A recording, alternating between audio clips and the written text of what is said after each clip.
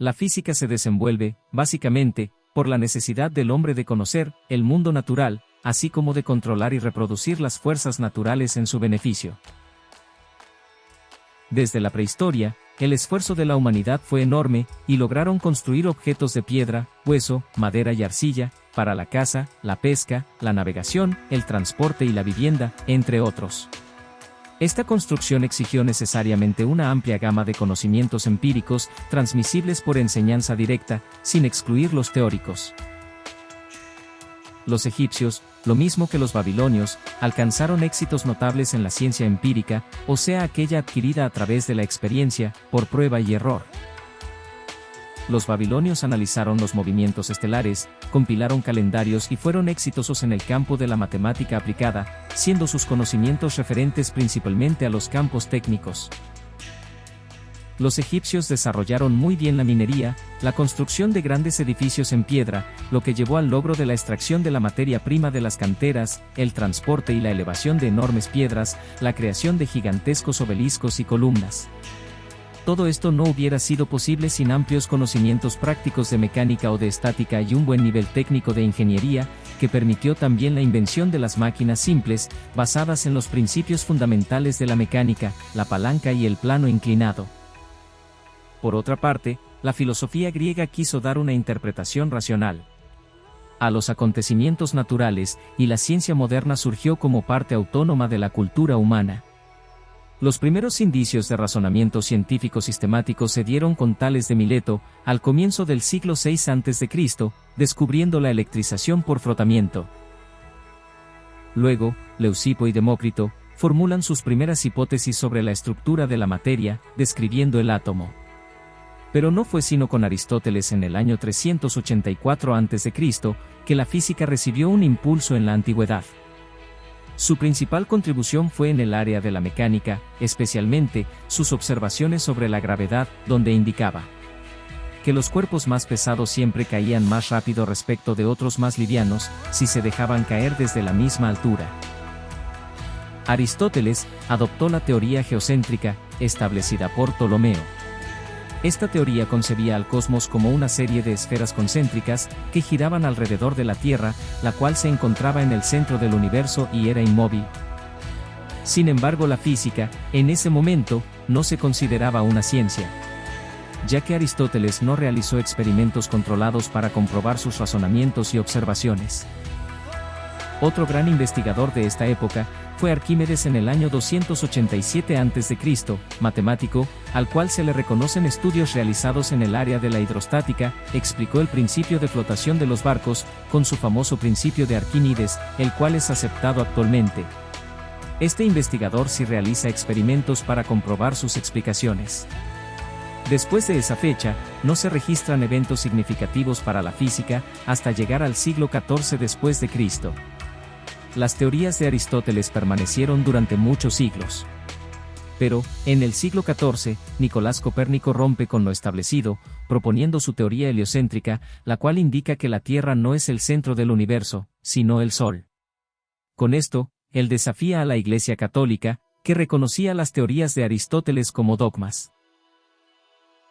Años después, Galileo Galilei a principios del siglo XVII adopta las teorías de Copérnico y realiza sus observaciones con el telescopio construido por él mismo. El mantener las teorías de Copérnico le costó la excomunión de la Iglesia Católica. Galileo también demostró que Aristóteles estaba equivocado. Por cuanto dos objetos que se dejan caer desde una misma altura, llegan al suelo al mismo tiempo, independientemente de la masa que tenga cada uno. Galileo sentó también las bases de la hidrodinámica, y su estudio fue continuado por su discípulo Torricelli, que fue el inventor del barómetro. Este equipo fue utilizado años más tarde por Pascal, en la medición de la presión atmosférica. La física clásica se inicia en el siglo XVII, principalmente con el aporte de Isaac Newton, quien nació en 1642, año en el que también muere Galileo. Suele considerarse a Isaac Newton uno de los protagonistas principales de la llamada «revolución científica» del siglo XVII. sus primeras investigaciones giraron en torno a la óptica, explicando la composición de la luz blanca como mezcla de los colores del arco iris. Isaac Newton formuló una teoría sobre la naturaleza corpuscular de la luz y diseñó en 1668 el primer telescopio de reflector, del tipo de los que se usan actualmente en la mayoría de los observatorios astronómicos. También trabajó en otras áreas, como la termodinámica y la acústica, pero su lugar en la historia de la ciencia se lo debe sobre todo a su aporte en la mecánica.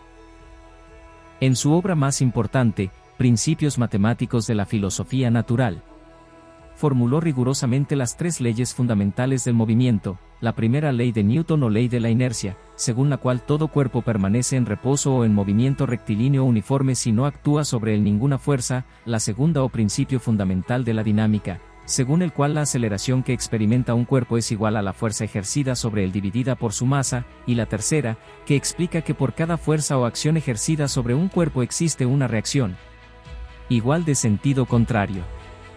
De estas tres leyes dedujo una cuarta, que es la más conocida, la ley de la gravedad, que según la leyenda le fue sugerida por la observación de la caída de una manzana del árbol. Descubrió que la fuerza de atracción entre la Tierra y la Luna era directamente proporcional al producto de sus masas e inversamente proporcional al cuadrado de la distancia que las separa, calculándose dicha fuerza mediante el producto de ese cociente por una constante g. Al extender ese principio general a todos los cuerpos del universo lo convirtió en la ley de gravitación universal.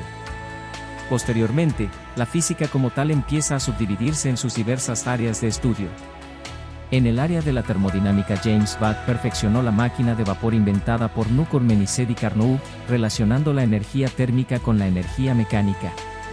En 1820 Oerst relaciona los fenómenos eléctricos con los fenómenos magnéticos, y Michael Faraday descubre el concepto de inducción electromagnética.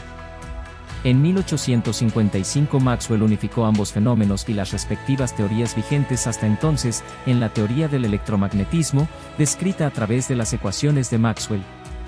Durante más de 2 siglos, la mecánica de Newton dominó completamente en la física. El universo entero parecía comportarse tal como lo predecían las ecuaciones de la física newtoniana, y la comprensión de la naturaleza se había reducido a un problema de técnica matemática. En 1915 Einstein presentó en la Academia de Ciencias de Prusia su teoría general de la relatividad, dando varias charlas al respecto. En la última de ellas presentó una ecuación que reemplaza la ley de gravitación universal de Newton. En esta teoría todos los observadores son considerados equivalentes y no únicamente aquellos que se mueven con una velocidad uniforme. La gravedad no es ya una fuerza o acción a distancia, como era en la gravedad newtoniana, sino una consecuencia de la curvatura del espacio-tiempo, o la teoría proporcionaba las bases para el estudio del cosmos y permite comprender características esenciales del universo, muchas de las cuales no serían descubiertas sino con posterioridad a la muerte de Einstein. Actualmente son muchos los científicos que se dedican a diversas áreas de la física, y sus descubrimientos mejoran los productos tecnológicos y científicos.